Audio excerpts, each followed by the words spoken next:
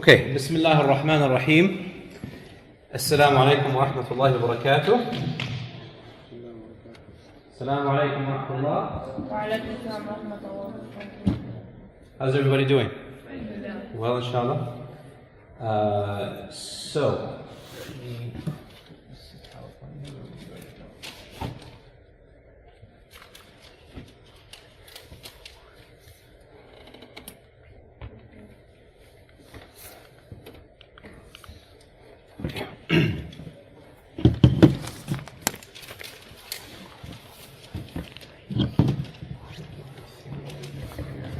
okay. Bismillah ar-Rahman ar-Rahim. In the name of Allah, the most compassionate, the most merciful. Inna alhamdulillah. Truly all praise is due to Allah. Nahmaduhu, and as such we praise Him. Wa nasta'inuhu, and we seek His aid. Wa nastaghfiruh, and we seek His forgiveness. Wa na'udhu billahi min shururi anfusina, and we seek refuge with Allah subhanahu wa ta'ala from the evil within ourselves. Wa min sayyi'ati a'malina, and from the sins of our deeds. مَنْ يَهْدِهِ اللَّهُ, whoever Allah subhanahu wa ta'ala has given guidance to, فَلَا مُضِلَّ لَهُ, there is nobody that can misguide that person.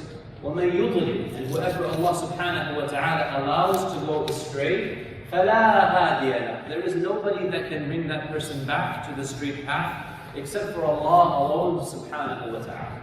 وَأَشْهَدُ أَنْ لَا إِلَهَ إِلَّا اللَّهُ, and I testify that nothing has the right to be worshipped except Allah, وَحْدَهُ لَا شَرِيكَ لَهُ, alone having no partners, وَأَنَّ مُحَمَّدًا عَبْدُهُ وَرَسُولُهُ, and that our beloved Prophet Muhammad sallallahu alayhi wa alihi wa sallam is his righteous servant and messenger. أَمَّا بَعْدْ, to proceed. How many of you here are 7th grade? Raise your hands. 7th grade. How about 8th grade? Any 9th graders? One 9th grader? 10? No? How many of you got binders last time? Come on. I had 15 last time. I need to see 15 hands. You got a binder last time? How many of you did not receive a binder last time? You did not receive a binder last time. Keep your hands up, those who have not high, so I can see. It would look like this over here.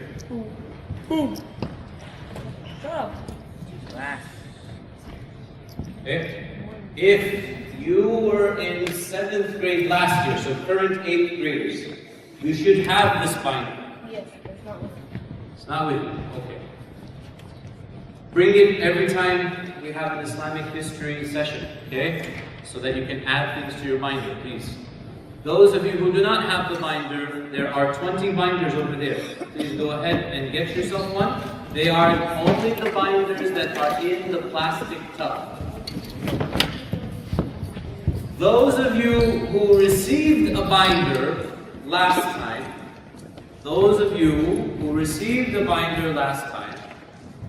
I want you to take the handout that is to the left of the tub.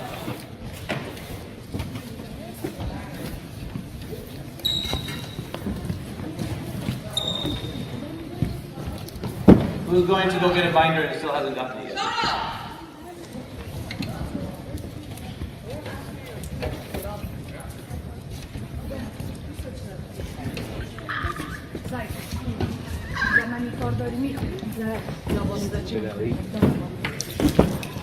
Sonra dur boş yer. Agar ne pas da ifade.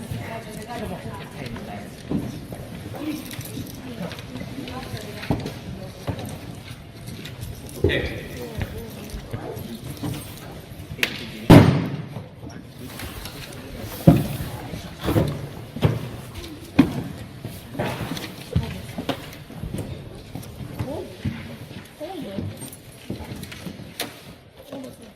Yeah, leave the 6th grader, that's something else. Now everybody has a binder, right? Okay. Everybody, those that have received it, have had the handout, correct? So this handout, I felt that it's very important for you all to have. Those of you that are receiving the binder today, it is on the front page. It is a timeline of the seerah of the Prophet ﷺ, but it does not have the Medina period yet. It's still developing that. So for those who also very good, those of you who are receiving the binder today, please write your name on the cover right away. You will not get another binder, so please make sure that you can do that right away. Last time, we took a review of the 6th and 7th grade courses, and we began to review some of the things that we talked about last year to last year's 8th grade. And we reached the point of the lineage of the Prophet Muhammad sallallahu alaihi wasallam. For a lot of you, it was probably a lot of information. How many of you were overwhelmed probably last time? Right? Now, for those of you who were overwhelmed, did you take the 6th and 7th grade courses? No, right? So, okay. The bottom line message that I want you all to take from these courses and from everything is that this is to strengthen your identity as Muslims, living far away from Muslim lands and Muslim culture. This course is to give our perspective as Muslims of history, because everything in history has a perspective. Every story has a perspective. He hit me, no, he hit me first. Two different perspectives, right? And the incident is in the past, so it's history. History is the same thing, right? We need to know our perspective of history, because it is very important for us to remember our golden times, especially in a time where Muslims are facing a lot of persecution, a lot of racism, a lot of difficult times. To remember the golden times and how we got from the golden times to this period, this difficult period that we are living in. So you're not going to get that in your social studies books. You're not going to get that in your social studies courses. You're going to get the perspective of Western civilization regarding colonization. You're going to get the Western perspective regarding what happened after World War I to the Middle East. You're not going to get the Muslim perspective. Okay? So it's very important that you know your perspective of history. We reached, like I said, up to the lineage of the Prophet Muhammad ﷺ. Now, for those of you who are new to the course, there are going to be a lot of videos, so it's going to get a lot more interesting. Okay, so last time was a lot of information just because we're reviewing. In the beginning here, there's going to be a little bit of some details, but then we're going to go into where we left off last year, and it will smoothen out, inshallah. So, we got to the lineage of the Prophet Muhammad ﷺ, and why is it important to know about some of the basic lineage of the Prophet Muhammad ﷺ? Because he is the most beloved person to us. We need to know how the status of the Prophet ﷺ to the people of Quraysh, his tribe of Quraysh. And of course, I don't expect you to memorize that entire tree. This is actually all the way up to Adnan. Okay? But I don't expect you to memorize all of this, of course. I just want you to know the most important three here are Hashim, Abdul Muttalib, Abdullah, and the Prophet Muhammad sallallahu alaihi wasallam. You all should know Abdullah, right? Who is the father of the Prophet Muhammad sallallahu alaihi wasallam. Correct? Everybody knows Abdullah? Okay?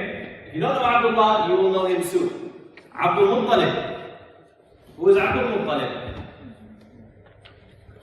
Who is Abdul Muttalib? Umar Bayoumi. Is Umar Bayoumi here?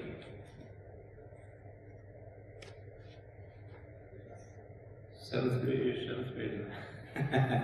Okay, how about Sarah Hayder? Is she here? Who is Abdul Muttalib? You don't know who Abdul Muttalib is? We don't have Abdul Muttalib in 7th grade. The grandfather? No. Abdul Muttalib. You are roll call. Who is after? Because when Sarah No, was I want to wake them up. Okay. I want to give them an alarm. So I got the roster from Sister Shahana. This time we're gonna make sure you guys stay awake. Alright? Random biggies. Abdul Muttalib is, so here's the Prophet Muhammad Sallallahu Alaihi Wasallam. Father, grandfather, great-grandfather, great-great-grandfather, and it keeps on going. You understand how the tree works now? Okay? So, Abdul Muttalib is the grandfather, the great-grandfather is Hashim. His real name was Amr. Hashim was his nickname. Right? So we're going to take a little bit of this history, because his family was very respectable to the people of Quraysh. For those of you who were here last week, this is a review.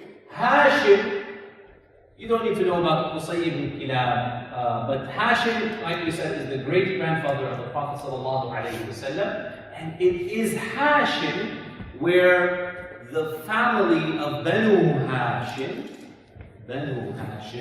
get their name from. Banu Hashim get their name from Hashim, the descendants of Hashim.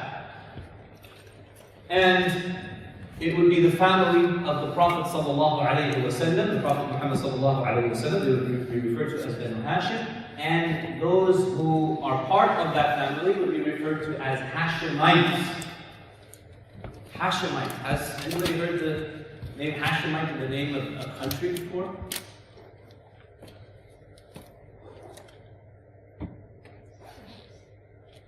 Ali, right? Urdu? Huh? Al-Urdun? Al-Urdun. What is the full name? Huh? Huh? What is the full name of Al-Urdun?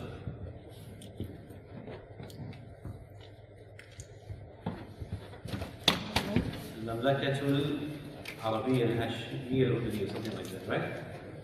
Yeah? So, why do they call it Hashemiyya? Because, or the Hashemite Kingdom of Jordan, that's the full proper name, because the establishers of Al-Urdun come from the family of the Prophet Muhammad sallallahu alaihi wasallam. We'll talk about that story later, okay? Anyway, just because you're from the family of the Prophet Muhammad sallallahu alaihi wasallam doesn't mean that you can do wrong things, okay? Anyway, long story, we won't go into that tangent. But anyway, that's one of the countries that goes back. If you hear the Hashemite Kingdom of Jordan, that's because the establishers, their lineage goes back to the family of the Prophet Muhammad sallallahu alaihi wasallam. Hashim was a very respectable, back to the great-grandfather of the Prophet sallallahu alaihi wasallam, he was a very respectable person to Quraysh. He used to host the pilgrims, and it was a privilege that was given to him. Hashim had a brother whose name was Al-Muttalib, or Muttalib. Okay? So now we got two brothers. We have who? And Muttalib. Okay? Alright? Hashim and Muttalib. Why is that important? You're going to see in a second here.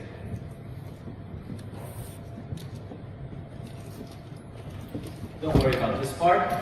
We said that Hashim was very respected, and he was a wealthy merchant, and he helped get security for them and arrange their journeys during the summer and during the winter. During the summer, where would they go? Those of you who know Surah Quraysh. You all know Surah Quraysh. Where would they go to in the summer? Zayd Umar. Is Zayd Umar here? Yeah. Zayd Umar. Where would they go? Where would they go? Wait, Zayd who? Zayd Umar. Are you Zayd Umar? No, you're not Zayd Umar. Okay. But you want to answer the question? Where would they go? You don't know. Who knows? Kaaba? In the summer? No. It's hot. Hint, it's hot. You answer. Bilad al-Sham. Excellent, excellent. Very good. Excellent. And it's up here. Excellent. Yeah, they would go to Bilad al-Sham. What is Bilad al-Sham? People not from Sham. Okay? What is Bilad al-Sham? Region which is made up mainly by present-day Palestine, Syria, Lebanon, Jordan. Very well read. Excellent. MashaAllah. Okay. It's cooler there. It's cooler. Just like people would go here up to the mountains during the summer. Okay? Because it's cooler. Over here, it's cooler in the summer than in scorching hot Hijaz area. Although there are areas that receive snow. Okay? There are areas that receive snow. But it's very, very hot down there. Dry, very arid. And they would go to the in the summer to Asham, and in the winter they would go where? Where do people go in the winter here? Go south. So if they're going south, where would they go? Yemen. Excellent. They would go to Yemen in the south. Yes. Oman. I don't. It's mainly Yemen. Yemen is the trade hub. Oman is way down here. Okay, so it's off to the Indian Ocean. Okay, or the Arabian Sea, whatever you want to call it. But no, it's to Yemen. It's to Yemen that they would go. Yemen. Why Yemen? Because Yemen is very civilized. It's like it's probably the most civilized area at that time of Arabia. Okay? And Yemen, as we mentioned last time, is on the trade routes of the sea. So it's a very important port. If you're on Highway 90, you're going to be on business, and you have a business, you're going to be linked to roads, and roads bring in trucks, and trucks bring in business. Same way. Okay? Caravans need roads to come from China, or from China through the sea, or from India to Arabia, and back and forth. Anyway, so they would go in the winter to Yemen, in the summer they would go to Asham, and Hashim would be the caretaker of these trade caravans for Al-Quraysh. They were essential to the economy of Makkah, and like we said, Hashim is his nickname. Why is he called Hashim? Because what does Hashim mean? It means to match something. It means to match something. Where did he get this name from? He got this name from the fact that he used to mash pieces of bread in meat and soup and distribute it for others to eat. Okay? So for the Hujjaj, he would mash up meat and soup to refreshen them. Remember, they've been coming from months of journey, traveling, so he would do that. And in Surah Quraysh, as you know, Allah subhanahu wa ta'ala reminds the Quraysh tribe of their debt to Allah subhanahu wa ta'ala for these important trade expeditions. You all know Surah Quraysh. And now, back to the story of Hashim. Hashim, one time, towards the end of his life, he passed by Yathrib. What is Yathrib? What is Yathrib? Hadiya Abidi. Are you Hadiya? Okay. How do you pronounce your last name? Abdiyan. Hadiya. So it will later be called? So when we talk about Yathrib at this time, we're talking about Medina. Okay? So he passed by Yathrib. He was on his way to Asham, and he got married to Salma bint Amr. Salma bint Amr. Salma was from the tribe of Banu Najjar. Salma was from the tribe of Banu Najjar, who are part of the Khazraj. So, a lot of things go on at one time. The people of Medina, two big families. Like you have here in America, the Jones and the Smith, right? Right? So, two big families. You have the Khazraj, and you have the Aus. The Aus and the Khazraj. The Jones and the Smith, the Aus and the Khazraj. Okay? So she's from the Khazraj. She's from the Khazraj. So why is that important? Because if Hashim is the great-grandfather of the Prophet ﷺ, and later on he's looking for a place of security, the people of Medina will open their arms because he's also related to them.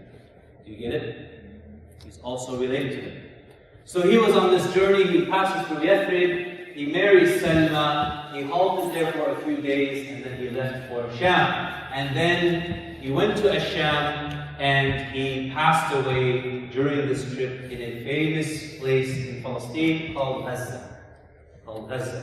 And his grave still is present till this day. This is a picture of the masjid that is beside it. And that's why Gaza, they call themselves Gaza to Hashim. Alright? Salma was pregnant and she gave birth to a child who had white streaks in his hair. So she called him Shayba.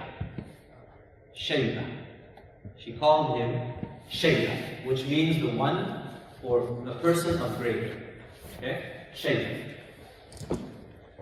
It is, we said that how the Prophet ﷺ is related. Now, so with Salma is this son whose name is Shayba, and Hashim is where? Dead. He is in where? Gaza, Palestine. Okay? Now, the people, the family of Hashim, don't know about this child yet. Okay? They don't know about this child. So, time comes to pass. Shayba was probably around 8 years old. His uncle, Muttalib, remember how there were two brothers, Hashim and Muttalib? So his uncle Muttalib finds out about his brother's son. And he goes to Medina and he convinces Salma to take him to Makkah. Okay? Because they were a rich family, they were prominent in Mecca, and mothers want the best for their children. Okay? Anyway, so he brings him to Mecca on a camel. Who's in the front of the camel? Muttalib. Who's on the back of the camel? Shayba. So back in those days, slavery still existed. Okay? And they thought that maybe this was a slave that Muttalib bought. So they called they called Shayba Abdul Muttalib, the servant or the slave of Muttalib. So that's where the grandfather of the Prophet ﷺ got his name. His real name is Shayba, but his nickname is Abdul Muttalib. Alright? Sorry about that. I just wanted you to know where the names came from. Are there any questions so far? You all got it? Okay. Now, the verses. Oh, okay. No problem. I just So, has everybody submitted their pizza money? Reported commercial. If you haven't, please go ahead and do so. The person that would be the most influential in the lineage of the Prophet ﷺ, other of course the Prophet Muhammad ﷺ, would be, or where the Prophet ﷺ would get his original fame from, is Abdul Muttalib.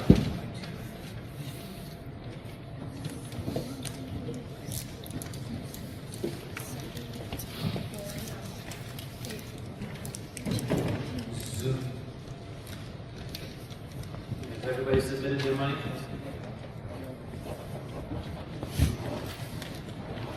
Okay. Zulayfa Ahmed. Is she here? Zulayfa Ahmed. Okay. Abdul Muttalib. What do you know about Abdul Muttalib? That's his nickname. It's his nickname, but there's a story that you were taught when you were very young that is about Abdul Muttalib, and you all know it. I know you know this. Wait a second. I want to see. You remember the story of the elephant army? Yeah? I'm hearing oh yes now. So the elephant army, who was the leader of Makkah? Abdul Muttalib. Remember the guy that came with his camels, and he asked for his camels back, and then he said, I have to take care of the camels, but the Kaaba has an owner who will take care of it. You remember that? You're going to see it in a minute, but I wanted you guys to start making relationships here with the names. Okay? So now you know Hashim. If I tell you someone is from Banu Hashim, you know he's from the family of the Prophet ﷺ. You now know Muttalib. You now know how Abdul Muttalib got his name. Okay? But really his name is Shayba. Okay? Anyway, so Abdul Muttalib. When Abdul Muttalib was a young man, he saw in a dream to dig the well of Zamzam. The well of Zamzam had been covered by sand, and the people of Makkah did not know about it. They did not know where it was. So, they knew that it existed in the past, but they didn't know where it was, because it was all covered.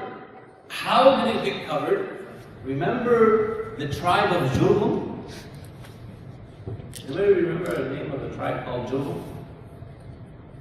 Never, that's probably too. Anyway, there was a tribe that was called Jurhum, and they were ordered to leave Mecca. When they left Mecca, they covered the well of Zamzam with sand so that nobody would know where it existed. Okay, how to get to it. And they hid a lot of gold underneath the Kaaba. And one of the signs of the Day of Judgment is that that gold will be discovered again. As it will be discovered again. Anyway, I thought I'd give you a little tangent there. Interesting tangent. But anyway, the well of Zamzam, they don't know where it is. He sees in a dream to dig it up. The dream shows him exactly where to dig, and he has his eldest son Al-Harith, and he takes them and they start digging. And lo and behold, what comes out? Zamzam water. But he had to do it with a fight against the people of Makkah, because they wanted to get the water. They said, it's ours. He said, no, it's mine. Okay? I'm the one who saw the dream. I'm the one who dug it up. It's mine. So so they said, no, it's ours. And anyway, they went to a priestess, and on the way to go and seek judgment or arbitration, on the way they almost died out of thirst. And just before they lost hope, as Abdul Muttalib's camel stood up, it hit the ground, and water came out of the ground. Okay? So, at that time, everybody surrendered that this was a sign from Allah subhanahu wa ta'ala that let Abdul Muttalib take the well. It's his well. Okay? Of course, he's going to quench the thirst of the people, but it's the honor that this well belongs to the tribe of Banu Hashim. I'm sorry? That's just the water coming up from the ground. So you get an idea. Now, because he found that he was weak, he made an oath to Allah Azza wa Jalla that if he was given 10 sons, he would sacrifice one. So Allah subhanahu wa ta'ala blessed him with 10 great sons. And you know some of these names. Abdullah, who is the father of the Prophet Muhammad sallallahu alaihi wasallam. Hamza.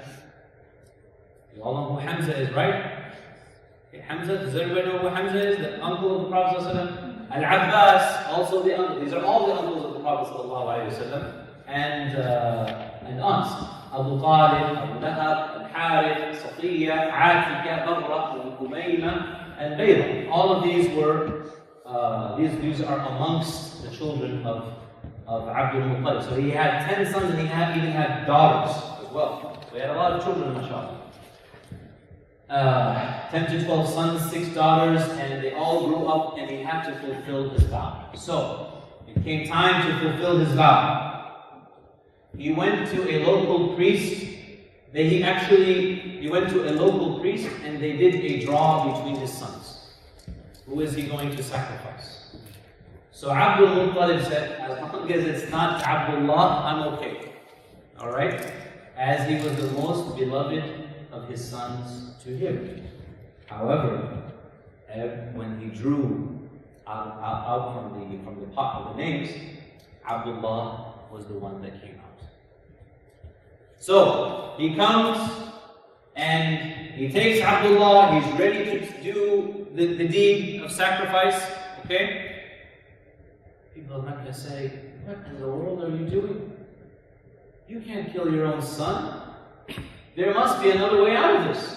So they stop it. And then they agree to go to another priestess. Okay? To another priestess. She asks, what is the blood money for a man from your tribe? What does blood money mean? Blood money means if someone of your tribe kills by accident someone else of another tribe, how much would you pay the other tribe? They answered 10 camels. So 10 camels, 10 camels. So she instructed him to make a draw between 10 camels and Abdullah. If Abdullah is drawn, add another 10 to the pot, to the mix. So it becomes 20. So he picks again. If Abdullah is selected, then he adds another 10. It's Jahiliyyah type of, this is before Islam, okay? This is what they did, alright? And subhanAllah, this is Allah's qadar, that he would end up putting in 100 camels against Abdullah. So he had 10, alright? 100 camels against Abdullah. Until finally, when he picked it out of the pot, it was the 100 camels. So now he had to sacrifice, in place of Abdullah, 100 camels.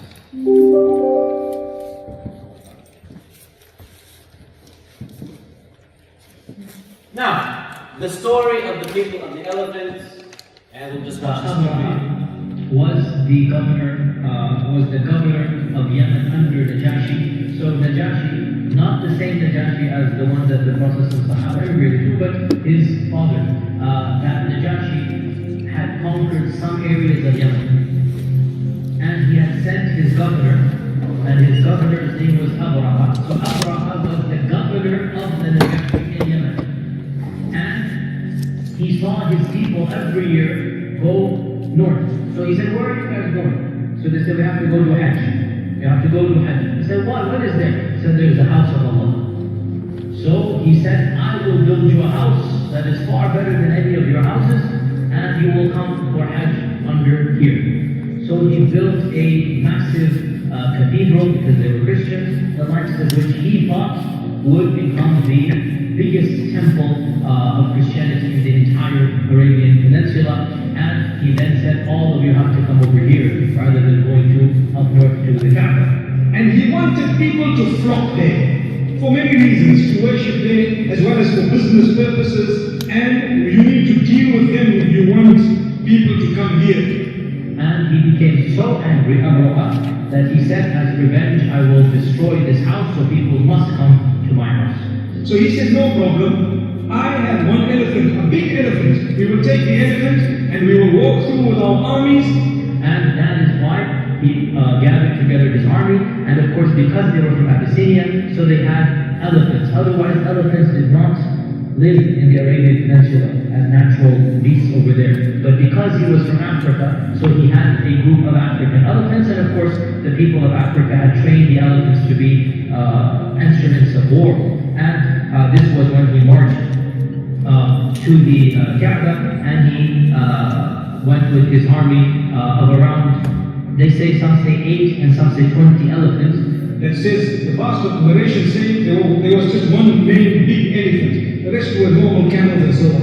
And there are some historians who say, no, it was a whole army of many elephants. But the Quran speaks of one elephant, al-fil, meaning one elephant. So the people of the elephant, big, huge elephant, and there were armies that came with. It is also said that he hired an Arab guy to take him to the Kaaba.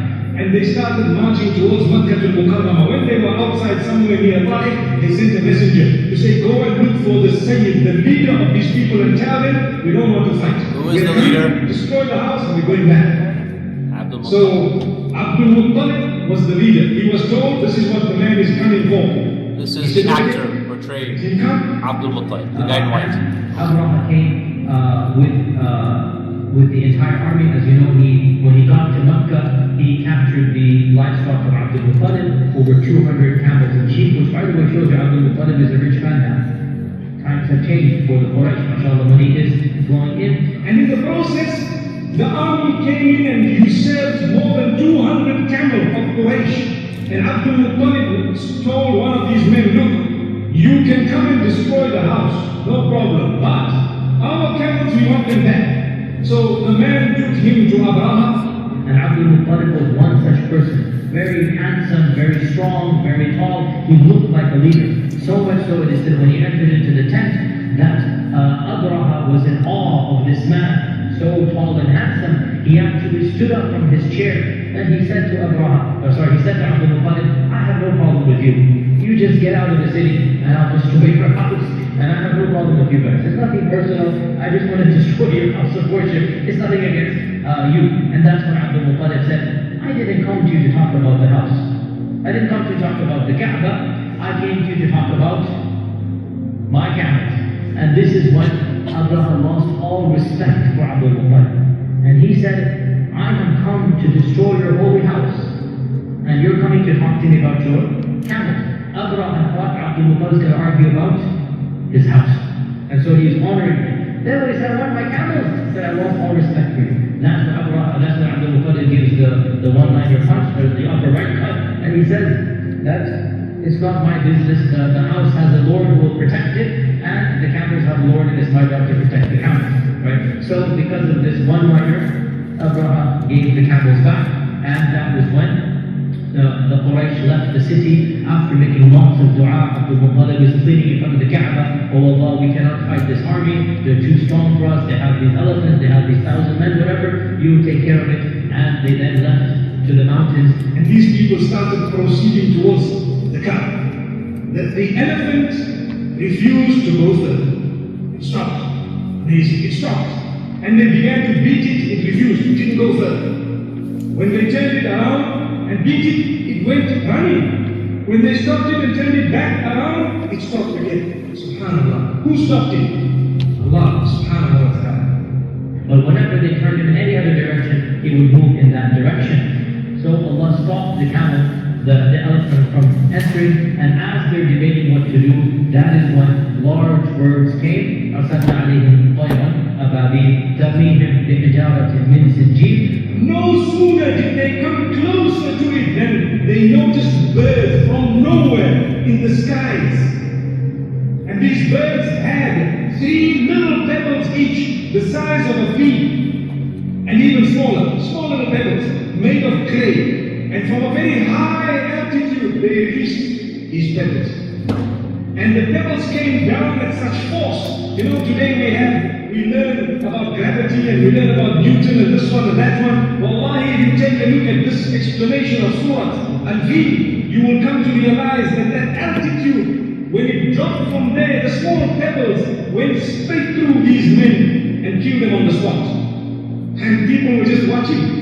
Allahu Akbar. Didn't Abdul Muttalib say that house has a Lord who will protect it? To this day, you need to remember the Kaaba is protected by Allah subhanahu wa ta'ala. So Allah subhanahu wa ta'ala sent this and mention is made of this in Surah Al-Fil.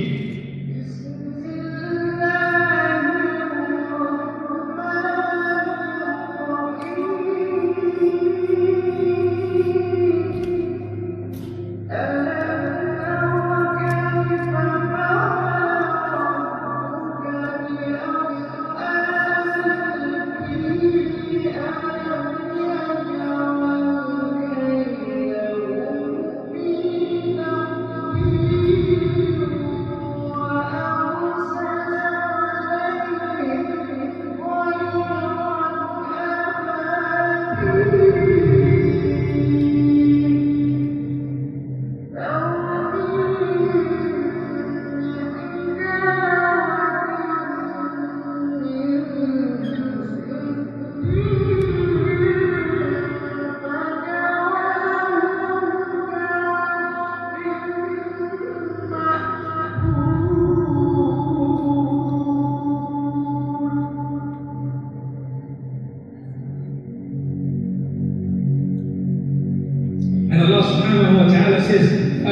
تر كيف فعل ربك بأصحاب الفيل. Did you not see what your Rabb has done to the people of the elephant, those who came with the elephant? Allah destroyed them. And some of them whom his feathers did not get to, they were injured, they went back, and they were inflicted with disease, so much so that Abraha himself, his organs began to drop, literally, his fingers started falling off, and everywhere they went, as they went back, they were heading back, and his hand fell off, next thing his leg fell off, and then he died. Very bad death. And it is mentioned that the traces of the elephant still were there when the Prophet was born. And one of the Sahaba, his name is Ubad ibn Ashyam. Ubad ibn Ashyam has a very famous narration in Sunan al-Tirmidhi where I saw the elephants and their defecations when I was a young boy. So he's telling, and of course the Prophet was born in the year of the elephant. The fact that Ubad remembers this, so he said, I'm older than him. How did he prove he's older? I remember my mother showing me the remnants of the elephants. So these were two incidents that had happened just before the birth of Muhammad sallallahu alayhi wa sallam.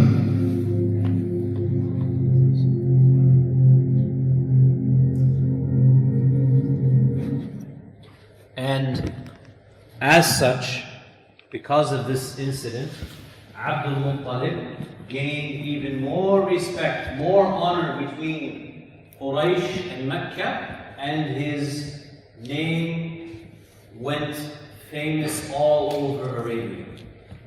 Abdul Muttalib, the leader of Quraysh that miraculously won against or whom Allah subhanahu wa ta'ala sent birds with these pebbles that destroyed the elephant army. So he became very famous throughout Arabia, and of course we know that we talked about the son that was chosen to be sacrificed, Abdullah, who was the father of the Prophet Muhammad sallallahu alaihi wasallam. And so the Prophet Muhammad sallallahu alaihi wasallam is this actually the descendant of, or the son of, two of those who were chosen to be sacrificed. Who was the first one?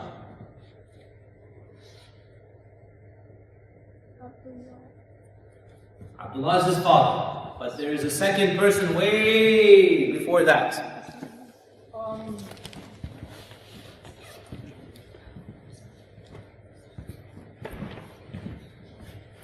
Nobody remembers? Ismail alayhi salam. Because the lineage of the Prophet ﷺ goes all the way up to Ismail. So Abdullah, he married Amina bint Wahab from Banu Zuhra, that's her tribe, and her mother was from Yathrib as well. Amina's mother was from Yathrib as well. And after their blessed marriage, after a few days, Abdullah, like Abdullah's grandfather, Hashim, okay, he went on a trade trip. Amina learned that she was pregnant, but the news came to her that Abdullah fell sick and died on his trip. Okay, so Abdullah died very young on these trade caravans, and Amina was left with the birth, was left with this child of Prophet Muhammad sallallahu alaihi wasallam. Later become the Prophet Muhammad sallallahu alaihi wasallam. Before the birth of our beloved Prophet Muhammad sallallahu alaihi wasallam, Amina saw in a dream in which a great light emerged from her that lit the castles of Asham. Okay? In this part of the hadith, وَرَأَتْ أُمِّي أَنَّهُ يَخْرُجُ مِنْهَا نُورٌ أَضَاءَتْ مِنْهُ قُصُورُ الشَّامِ. The hadith is authentic, it's reported in Muslim of Imam Ahmad, that she saw a light that emerged from her that lit the castles of Asham, which we said was the area of Palestine, Syria, Jordan, present day.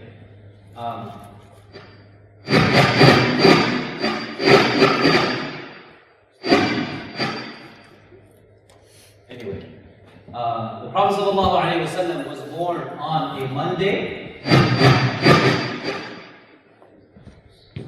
And we will take a quick break here. Okay? You guys get a 5-minute break. You can go and refresh yourselves up. And we will continue, inshallah. At 11:10 exactly.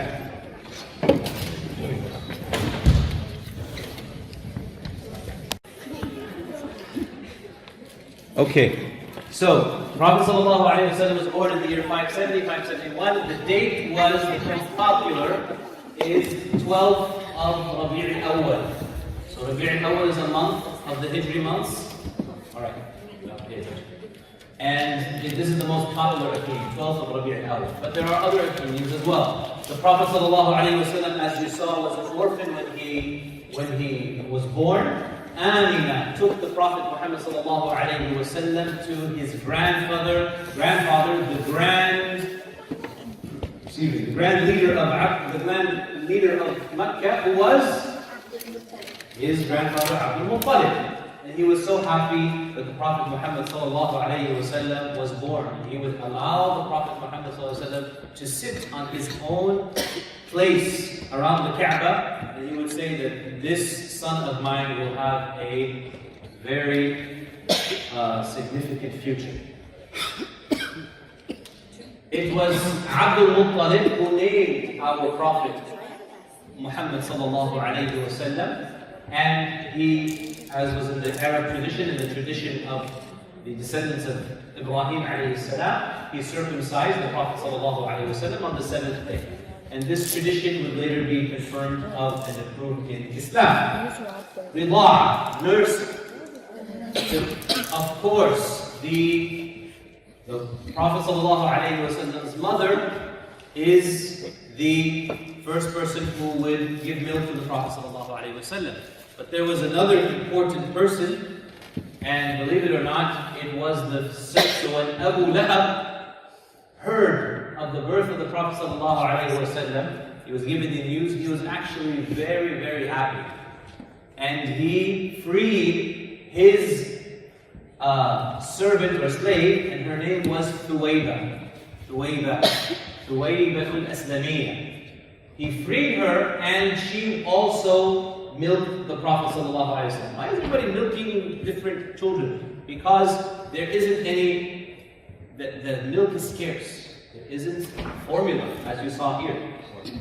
There isn't formula. The milk is scarce. Also, they would do that to increase the bondage between family ties, or between different families. They want to have a stronger tie, because as soon as they start suckling, we will talk about this more in the future. They become brothers and sisters. They become brothers and sisters. The ones that got milk from the same nurse, or the same provider of the milk.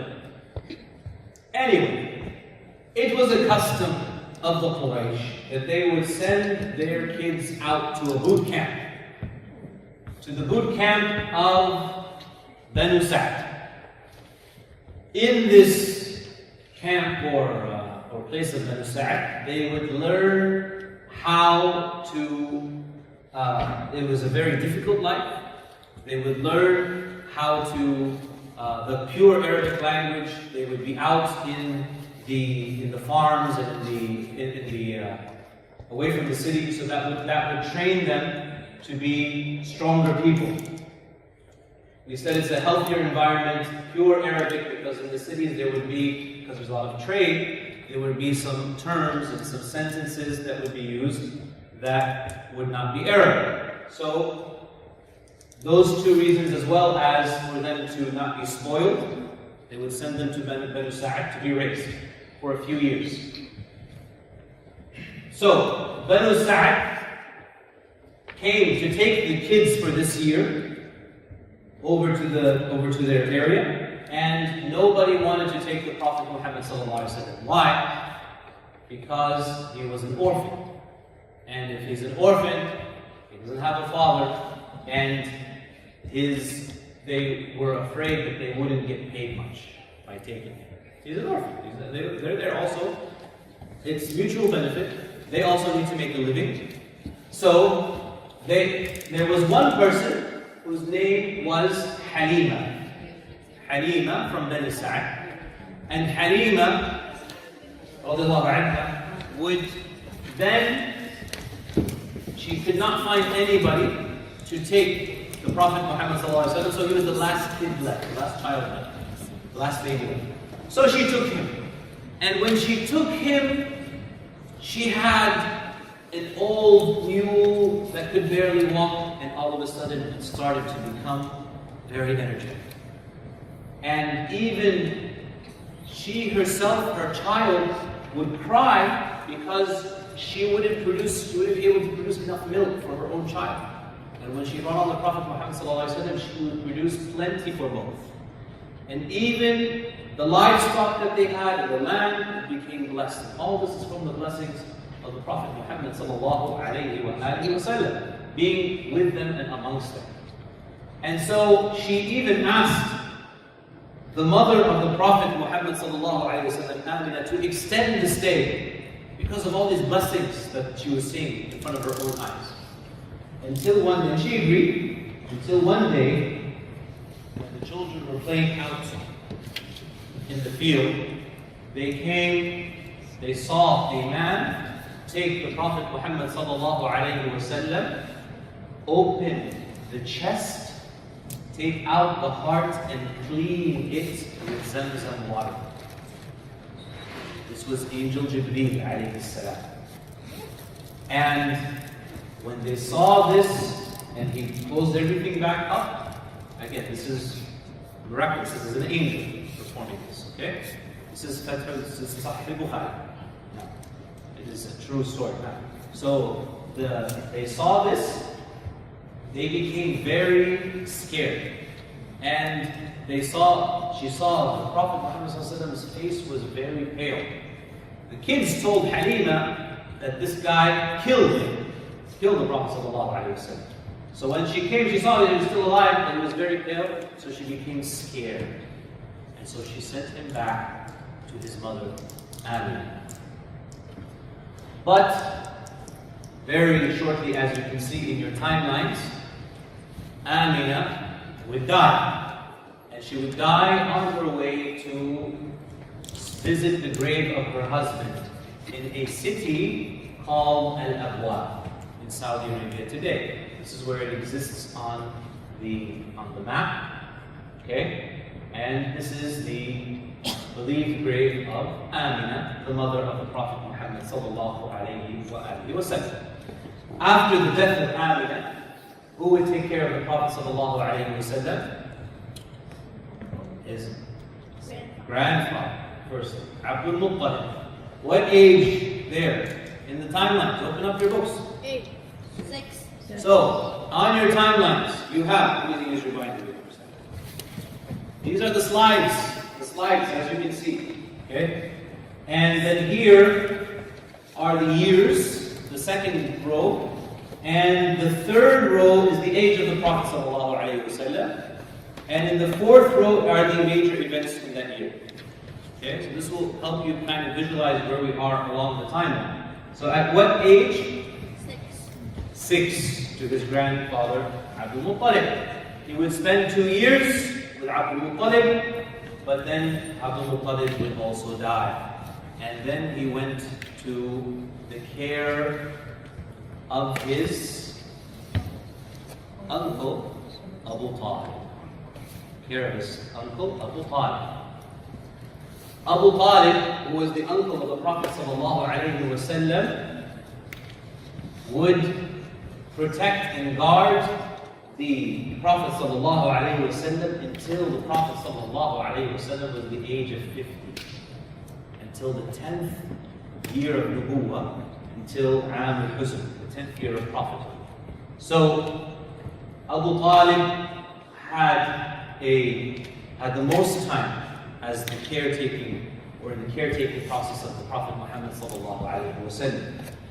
The Prophet sallallahu alaihi wasallam would grow up, and there would be a major civil war in the area that would break out between many tribes involved. It was called the Hijab War or the Fujjar War, some people call it, and many people died. it's just in history there that there was a war that broke out. But right after it, a very important agreement took place when one person in Mecca, who was from the outside, he was a trader, okay? He was a trader, he was a businessman. The person, he was dealing with another businessman in Mecca. The guy from Mecca didn't pay the other guy money for the goods. And he kept on delaying and delaying and delaying. And he ended up not paying. So this man got up in the middle of Mecca and he calls out that injustice has been done to me. I've been ripped off. Okay? I've been ripped off. I gave this person the goods, he didn't pay me, and he's not paying me.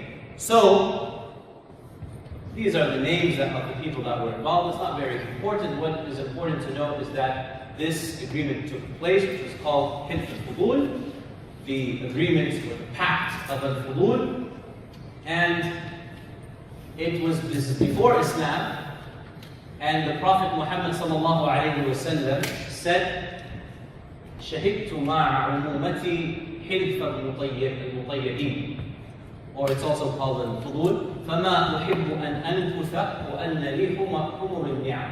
And the Prophet ﷺ basically said, I witnessed a treaty that were I asked to uphold it in Islam, I would do so. And I would not be willing to give it up, even if you gave me lots of camels to give up this agreement. So from this agreement we understand that the lesson is that we should also be involved in removing injustices that exist around us.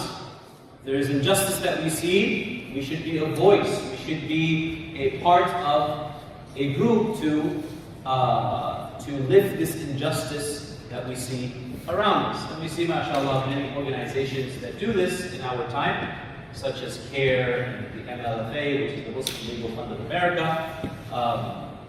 For those of you who don't know what the MLFA, does everybody know what CARE is? Yeah. CARE is basically if any of your rights as a citizen or as a resident of this country are violated, meaning if you are harassed, if you face racism, as a Muslim, they will come to your defense. Okay? They're a civil rights group. And for Muslims. The MLFA hires attorneys to protect Muslims in courts. Okay? So they are also reflecting off of this Hilf al-Fudul, or of this agreement of standing up against injustice. What did the Prophet ﷺ do as a teenager, as a young child? He was a shepherd. Even though he was the grandson of Abdul Muttalib, of the famous Abdul Muttalib, right? But he had a humble life, a very humble life. And all the prophets, ﷺ, they all would herd the sheep. And this taught them many, many lessons. Of it is that they would learn how to deal with people who are hard-headed, people who don't want to follow the way, right? And they would also learn how the different personalities, how to deal with each one so that they can all work as a group to go forwards. And it's very important, very, very important. Many important lessons in that alone. At the age of 25, which is what year? 595 CE. Timeline open, ready to go. The Prophet ﷺ married al-Mu'mineen, the first one, Khadija radiallahu ta'ala anha, bint Khuwaylid. How did it all happen? Of course, the Prophet ﷺ was not a shepherd forever. He began doing business trades between Sham, between Mecca. And so, Khadija radiallahu anha, just working. Khadija radiallahu anha,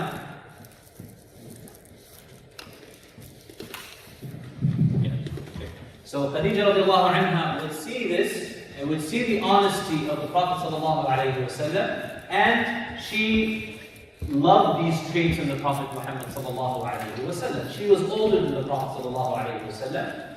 How much was she older by? There's a difference of opinion, but it's really not important. But the important part that I want you to know is that they were blessed with 7 children. 7 children. 3 boys and 4 girls. All the children of the Prophet ﷺ would be from Khadija, except Ibrahim alayhi salam, Ibrahim would be from Maryam. Who were the children of the Prophet ﷺ from Khadija? We have Al-Qasim, who was the eldest of the boys, and it was said that he died when he was a young boy, old enough to ride. The Prophet Muhammad ﷺ's kunya, what is the kunya? Kunya means in Arab tradition, which was an Arab tradition and it still continues till this day, you are named by your nickname or your kunya is the father of the eldest son. Father of the eldest son. And there are some exceptions to this. Okay? But anyway, the kunya of the Prophet ﷺ was Abu Qasim. And he prohibited us from having the same kunya. He prohibited us from having the same kunya, and he said, "Tasammu bismi wala takannu bikunyati." Do not. You can name your children by my name, but don't use my kunya. Don't use my kunya. Anyway, I don't want to go into the fiqh of that, but that kunya is supposed to be just for the Prophet ﷺ, Abu Qasim. Abu Qasim. Zaynab radiallahu anha was the eldest daughter of the Prophet Muhammad ﷺ. So we're fast forwarding here a little bit to find out what happened to these children of the Prophet ﷺ. She would marry the son of her maternal aunt. So she has an aunt or her khala, aunt from the mother's side.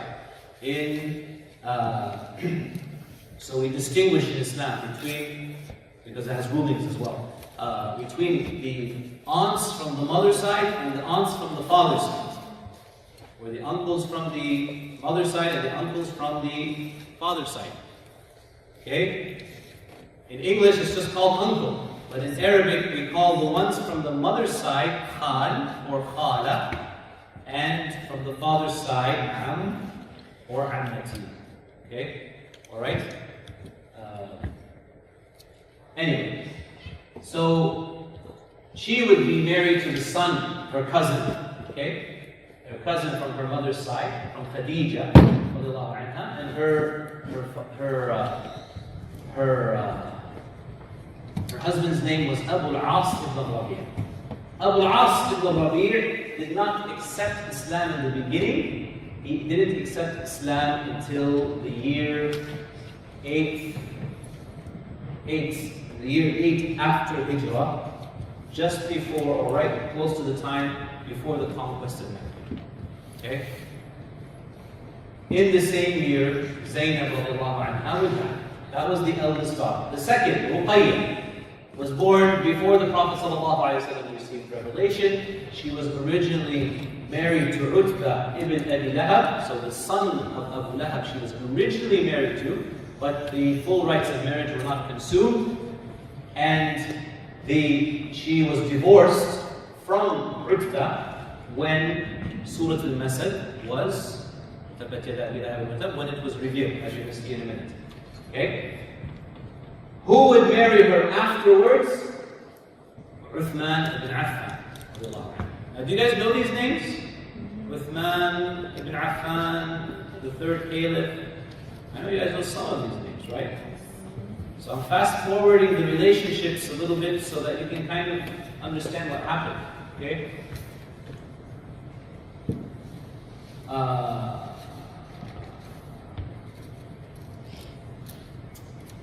It is in your handouts. Because we took this all last year. Okay? These details about the family of the Prophet ﷺ. I don't want to go into the details again. because we're kind of short in time. You can read up on them. The main thing is that all of the children,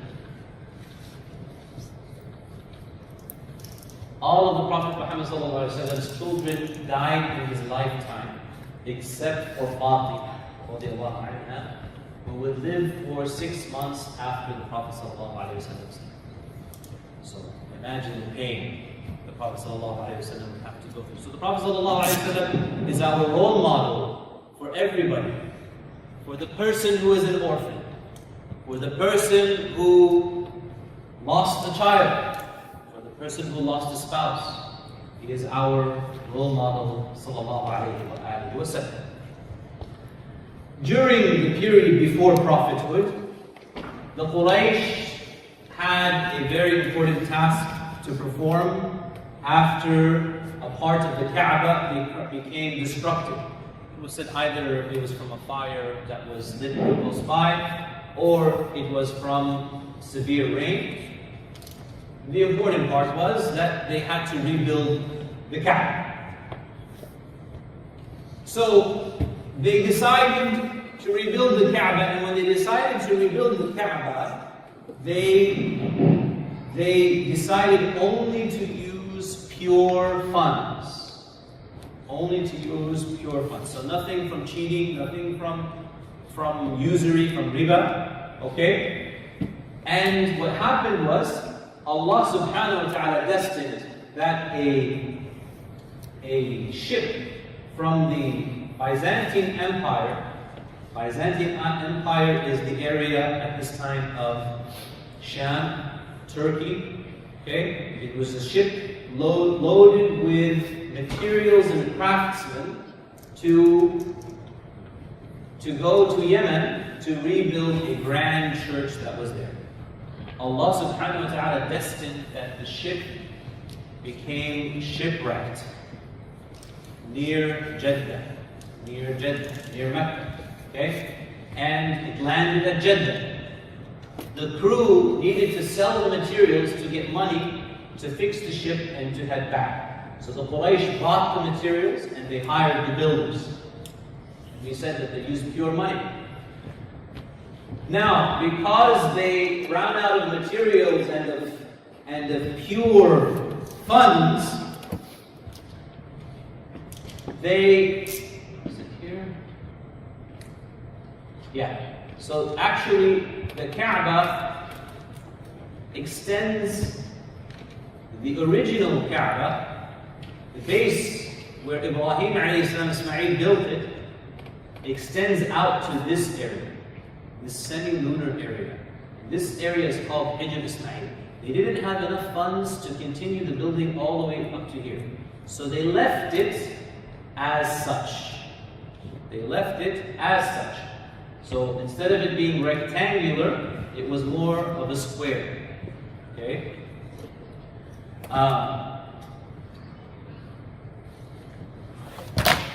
Then it became time to put the black stone in its place. And this is the honor of placing this grand stone that's been handed down from the time of Adam alayhi salam, to put it back in its place. So the Arab tribes are all about honor. My tribe is going to have the honor of placing the stone. No, my tribe is going to have the honor of placing back the black stone. Almost the fight was going to break out. So one wise man said, the next person that comes in, let him decide. So the next person that came in was the Prophet Muhammad sallallahu alaihi wasallam. So he suggested to them that each tribe they put a cloth on the ground, and that each tribe participate in raising the cloth with the stone in the middle, and they all lifted the stone, and they all agreed that it would be the Prophet ﷺ who would put the stone back into its place. For indeed, he was the grandson of Abdul Muttalib, the legendary Abdul Muttalib. And so, this is how the Prophet ﷺ shows you the wisdom, shows you how the Prophet ﷺ was a peacemaker, how he made peace between and prevented a huge fight from occurring. Okay? And these are portraits that were drawn in history to portray this. Okay? Anyway. Now, throughout this, so if you pray like this person praying in here, it's like praying inside of the Kaaba, by the way. Do you know that? Because this is the original Kaaba is here, so he's actually praying inside of the Kaaba. One of the wisdoms of it being kept like this, Allah's wisdom is that it has been kept like this, is that it allows for easy access for people to pray into the Kaaba. Zayd ibn Haritha, radiallahu anhu, again this is another topic that we took last time. He would be the freed. He was the adopted child of the Prophet sallallahu alaihi wasallam, and Haritha was the name of Zayd's father. Zayd would be the only companion, radiallahu ta'ala anhu, that would be mentioned in the Quran by name. By name, the only companion mentioned in the Quran is Zayd. Now, from prophethood to the boycotts. Again, we're still in the review, we're almost to the part where we need to be. So from that time, moving forward, the Prophet ﷺ would become older. You would see how life is progressing. You would see all the shirk that is present in Mecca. He would be against it, but at the same time, revelation has not come yet. So he would go to Jabal al-Nur, Mount al-Nur. For those of you who were here last year, we took you on a virtual reality trip to Jabal al-Nur and to the cave of Hira. And the first revelation came to the Prophet ﷺ, which was 600. I know you got the ear. What was the first revelation? Surah Iqra. Iqra. Surah Al-Alaq. Surah Iqra. Bismi rabbika alladhi khalaq. First 5 verses. That was last year. There will be more opportunity this year. Don't worry. So, after the first revelation, the Prophet ﷺ goes down from the mountain and he's scared and trembling. And he asks Khadija anha to cover him. And she covers him and she goes to her cousin Waraqa ibn Nawfal, who is a knowledgeable scholar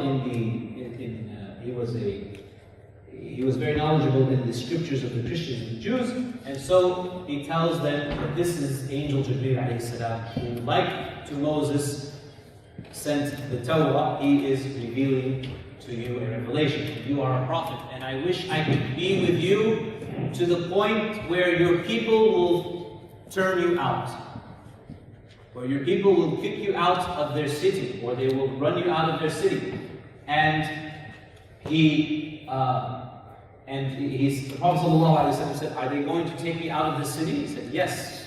Nobody comes with what you come with, except that the people will turn against you. And we see this in all of the cases of the Prophet ﷺ, right? For a short period of time, there was a pause in the revelation. It was a few days, not more than that. And we talked about last year the different forms of revelation, how it can come.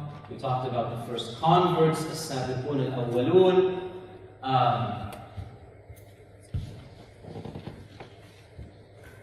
So some of these names, again, in your handout, it's all there. Sa'ad ibn Abi Waqqas, radiyallahu ta'ala anhu,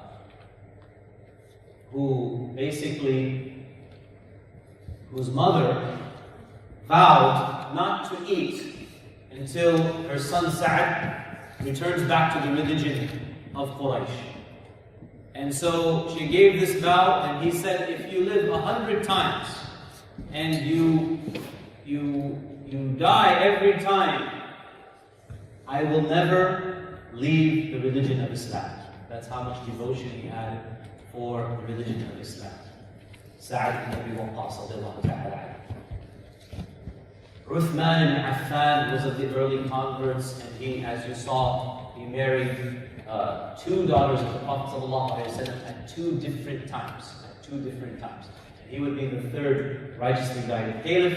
Az-Zubayr ibn Awam radiallahu anhu was also the first converts to Islam, and he's also related to the Prophet ﷺ because his aunt, the aunt of the Prophet ﷺ is Safiya bint Abdul Muttalib, and Safiya is the mother of Az-Zubayr. So he is the cousin of the Prophet ﷺ, Az-Zubayr ibn Awam. And he was nicknamed the Hawari of the Prophet ﷺ, the disciple of the Prophet ﷺ.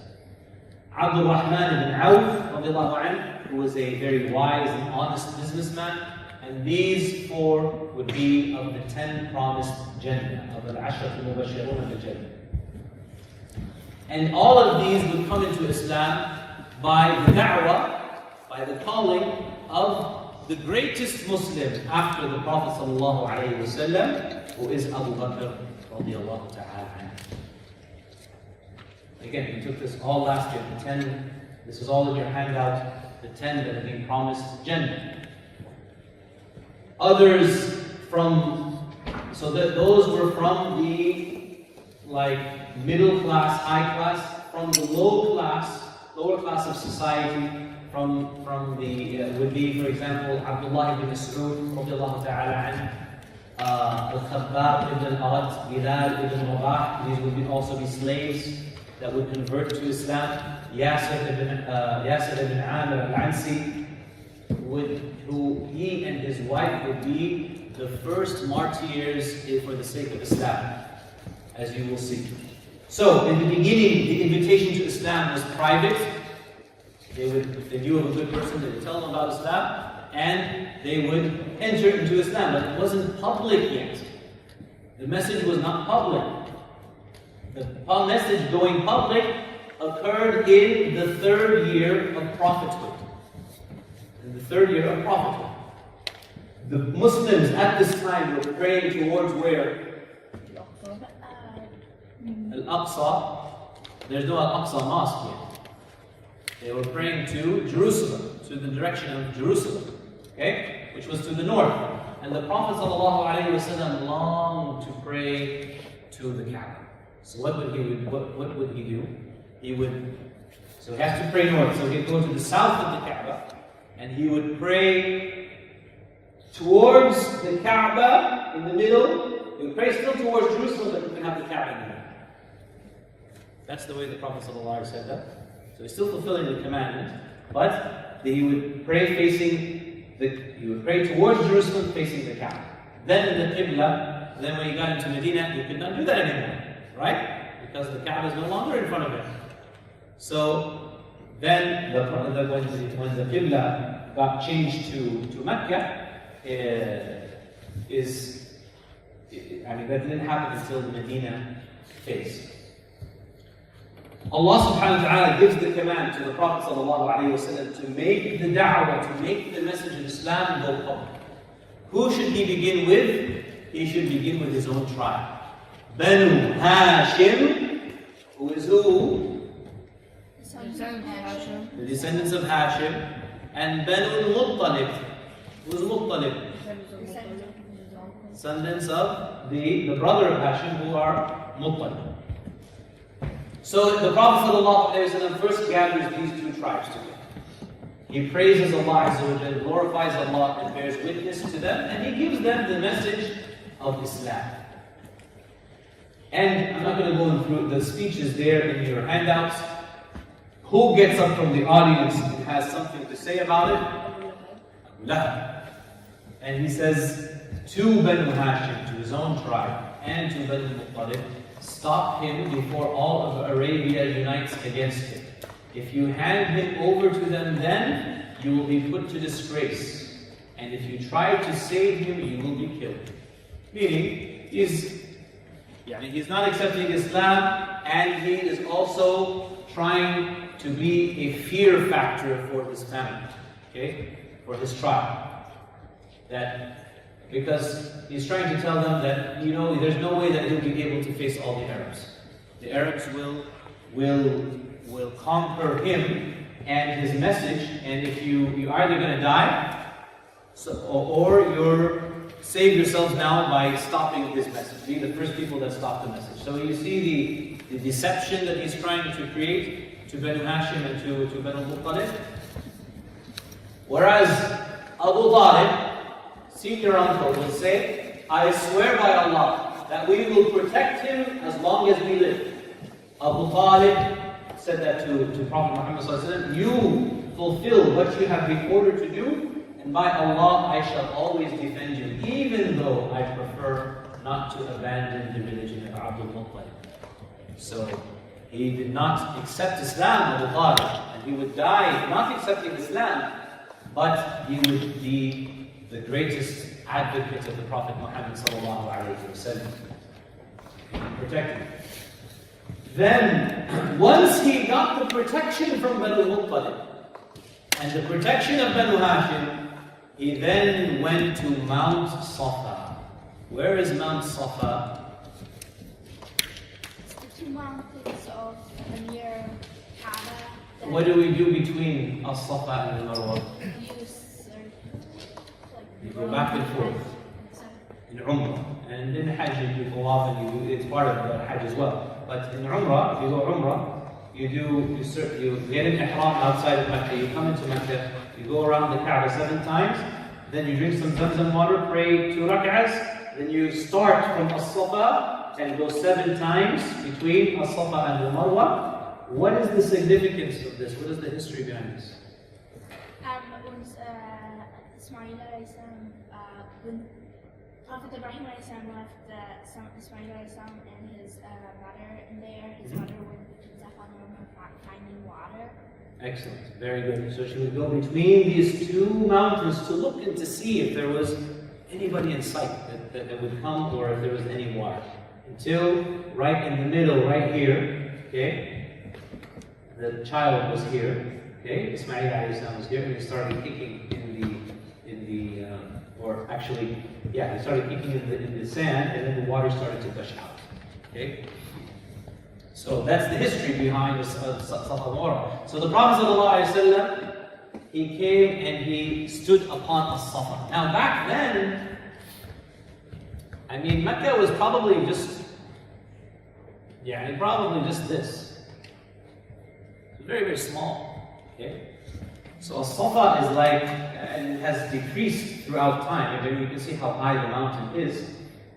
So the Prophet ﷺ went upon this mountain and he called the people with this famous speech, which again is in your handout. I'm not going to go through it all. But he calls them to Islam, and he says that if there were, and he uses, when he calls them, he uses the emergency signal of Quraysh. He uses the emergency signal. What is the emergency signal? The emergency signal is that he would say, Ya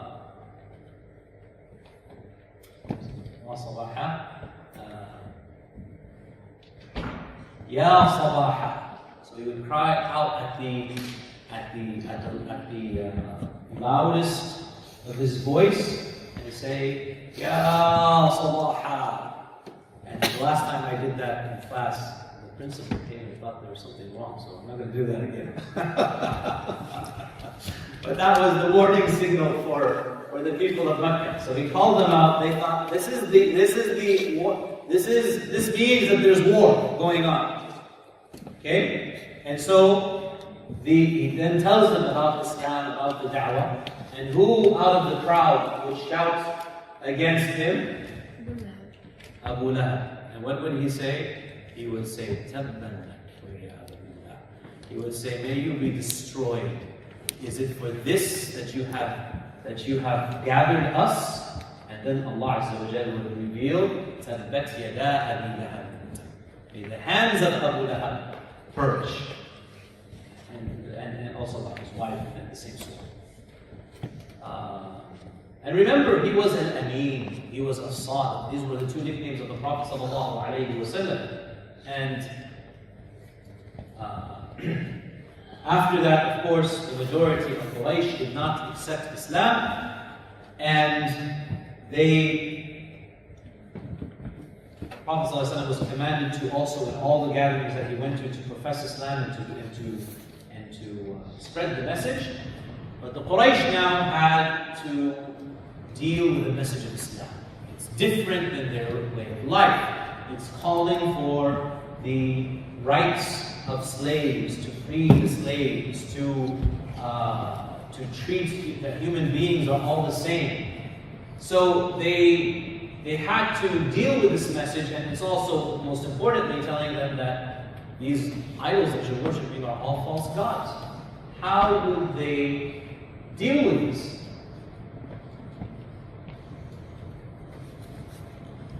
So, because if there's no gods, no idols, there's no Hajj, that means that there's no money. Okay? For them, that's what they think. Okay? But anyway, so the first step was they began to warn the pilgrims about the Prophet Muhammad. And they were successful, not totally successful, but they warned the pilgrims that be careful of the Prophet, be careful of this person whose name is Muhammad sallallahu alayhi wa sallam. He's a sorcerer, and that his words will affect you like magic, and all of this nonsense that they would say about the Prophet sallallahu alayhi wa sallam. And they would try and stop the message, just like nowadays we have people who try and try to think that they can stop the message. And Allah Azza wa Jalla says, يُرِيدُونَ لِيُطْفِئُوا نُورَ اللَّهِ بِأَفْوَاهِهِمْ وَاللَّهُ مُتِمُّ نُورِهِ وَلَوْ كَرِهَ الْمُشْرِكُونَ. They wish to extinguish the words of Allah, of the Quran, the message with their sayings, and Allah will fulfill and keep the beacon of light of His religion and message shining throughout time, even if the mushrikun, even if the polytheists do not like that. Okay? Allah Azza wa Jalla will continue to propagate and to teach it and to propagate and keep the light of Islam shining high. From this time, now what did the Prophet ﷺ do? Did he go and call his companions to go cut off their heads? No. Did he tell them to go and resist them publicly and throw rocks at them? No. Okay? So Prophet ﷺ forbeared and kept on giving da'wah, and in this period of time, in our particular situation, this is what we should be doing as well. We should be forbearing, and we should be, especially because we are a minority here, we need to call with patience and be steadfast upon the truth. That doesn't mean we're not supposed to be vocal. We can be very vocal that's one of our rights, freedom of speech, right? And so we follow the example of the Prophet Muhammad ﷺ and how he dealt with the kuffar and the mushrikeen of Quraysh. They tried to distort the teachings of the Prophet Muhammad ﷺ. They said that he was taught by another man to try and convince the other people. But then when they would hear the message, it had such a tremendous impact upon them that they didn't know what to say. They didn't know what to make out of it. And this is where we left off last year. I'm just going to go. So now at this time, who is the leader of Quraysh? The main person. It's no longer Abdul Muttalib.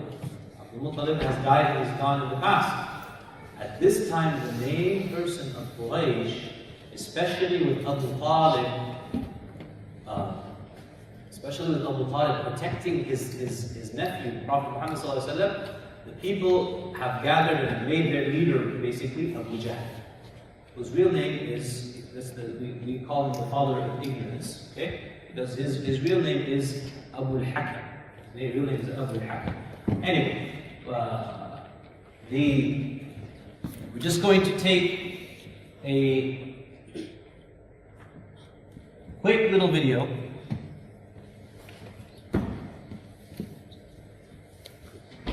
So that's where we got to last year. I know it was very long, wasn't it? Let's see.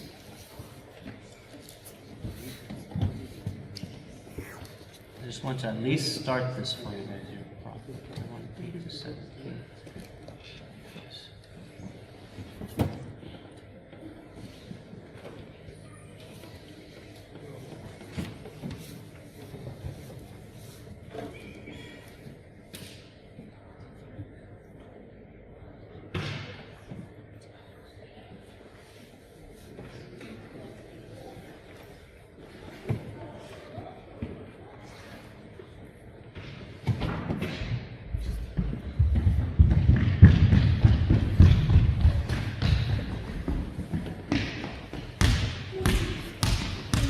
Hello? We're not yet. No, we're not done yet. Just give us a few minutes. Okay? The reality of Abu Jahl. Why didn't Abu Jahl accept the message? The reason why he didn't accept the message is out of arrogance. One morning, Al-Akhnas ibn Shurayh went to Abu Jahl and said, "Oh Abu al-Hakam, what do you think of what you have heard from Muhammad sallallahu alaihi wasallam?" He said, "What did you hear?" He said, "We and Banu Abd Manaf, meaning the Prophet sallallahu alaihi wasallam's family, we have competed for honor and position.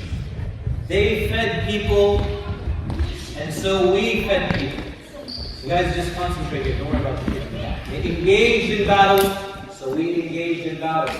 They gave, so we gave, until we were neck and neck like racing horses. Then they said, "We have a prophet among us who receives revelation from heaven. How could we compete with him? How could we compete with that? By Allah, we will never believe in him." So why does Abu Jahl not want to accept the message?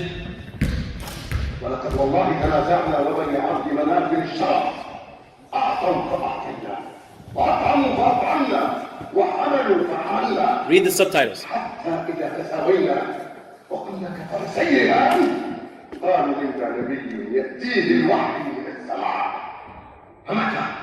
متى ندرك نحن بني مخزوم مثل هذه؟ والله لا نؤمن به ولا نصدقه ولو جاءنا بكل آية فنقيم على عداوته مع بشرى أبدا وإن أبى بن هاشم إلا منعه وثبنا بهم ولم نبالغ. احفظ هذا عن خالد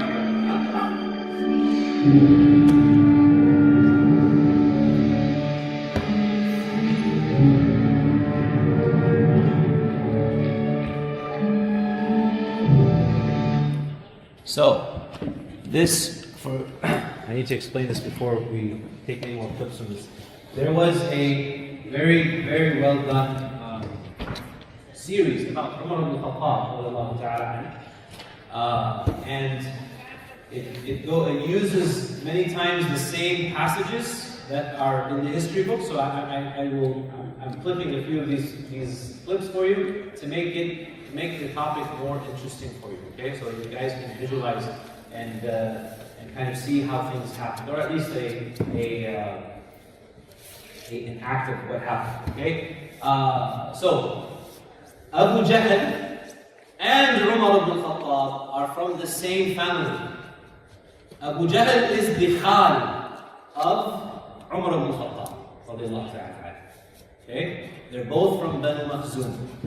So there's Banu Hashim, and then there's Banu Makhzum. And that is why he did not accept Islam out of kibr, and that is why the Prophet ﷺ described him as being the Fir'aun, the Pharaoh of this ummah. That will take us on to the 4th year of prophethood, which we will stop here today, inshallah ta'ala. And inshallah ta'ala, we will continue. When is our next session? Those with binders, open to after the timeline. Wait, you're not dismissed yet. When is the next session? November 20th? November 18th. November 18th. So we will see you inshallah ta'ala November 18th. What is your homework? Read and answer the questions. What are you supposed to read? The whole thing? What are you supposed to read? There's a summary at the end of every lecture. Go through the summary, try to answer the questions at the end, and inshallah you will be fine. Assalamu alaikum wa rahmatullah. Subhanakallah wa bihamdika. Ashhadu an la ilaha illa anta astaghfiruka wa atubu ilayk. You have to follow the test. It's in there, no?